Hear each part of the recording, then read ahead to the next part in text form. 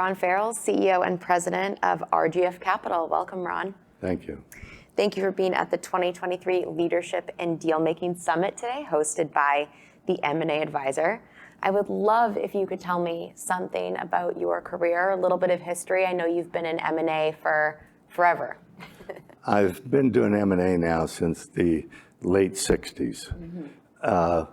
And very briefly, first company I ever bought was a division of Weyerhaeuser,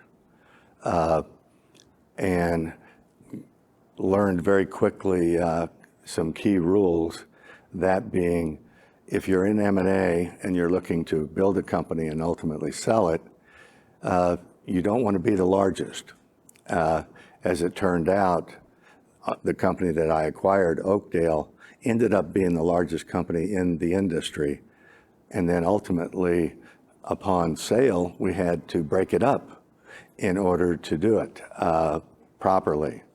Along with that, from that point on up until almost the current, I've acquired roughly 50 companies. Those 50 companies were ultimately combined into 4 to 5 companies which were taken public.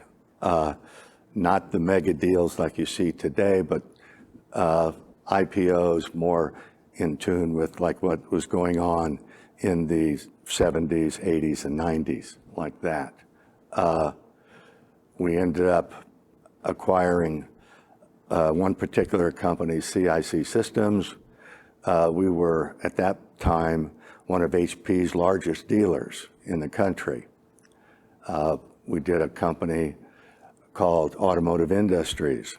Automotive ended up being one of the top 10 companies in the country in its industry, which was, we had stores very similar to a Firestone or a Goodyear, one on every corner, like, built that up, ultimately did a buyout after the IPO. CIC, as I mentioned, being in the IT business, that was ultimately sold to a larger company, strategic buyer. And then we had Tri-S Security. Tri-S was after 9/11. Private security was a big thing, and we built the company from zero to about 500 million over, say, a 4-year period. I ended up with about 6,000 employees, which I had never envisioned that happening. Our largest customer and our single customer ultimately was Homeland Security. After that, did various other transactions, which takes us up to current. Yeah. One big transaction you're being recognized for here this week. Do you want to tell us about what you're being recognized for and what you're working on currently? Sure. The company that was selected is a company called Ontronics. We're based out of Dallas, Texas, and the fact that it's an international award, the reason, as I understand it, was that we have offices in Dubai and in Hong Kong. We did have offices in Mexico, which we have recently pulled back, and we're doing those functions now here in the United States. Wow. Ontronics is a refurbisher of iPhones, something that many years ago we said we couldn't live without a computer. I'm not sure we could live without iPhones. Sure. At this point.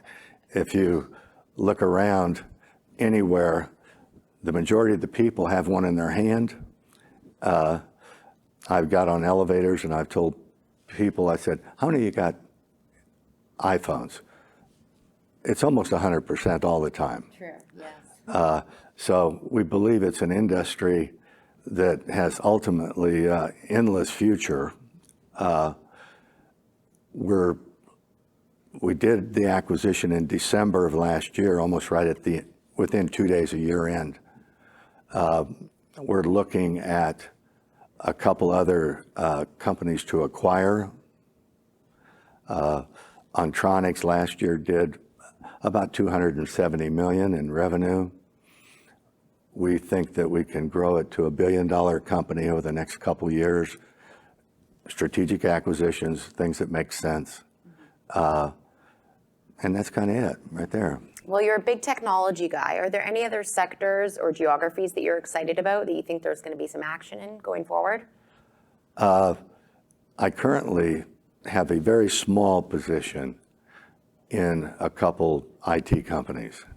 Not in, when I say IT, I say managed service companies. Okay. Let me make sure I correct that properly.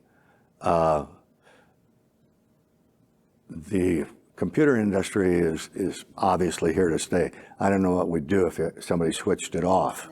No. I don't think we could take that kind of step back at this point. So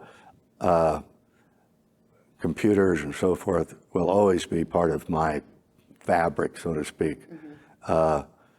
CIC that I mentioned earlier was a combination of 3 IT companies, and I'm currently involved in a company that has 3 or 4 small companies also. And like I say, just a very small position.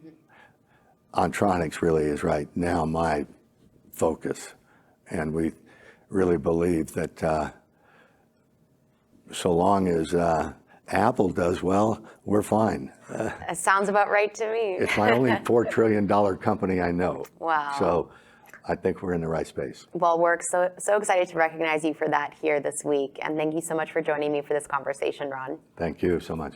I'm Leanna Hawkins with M&A TV, and thank you for joining us today.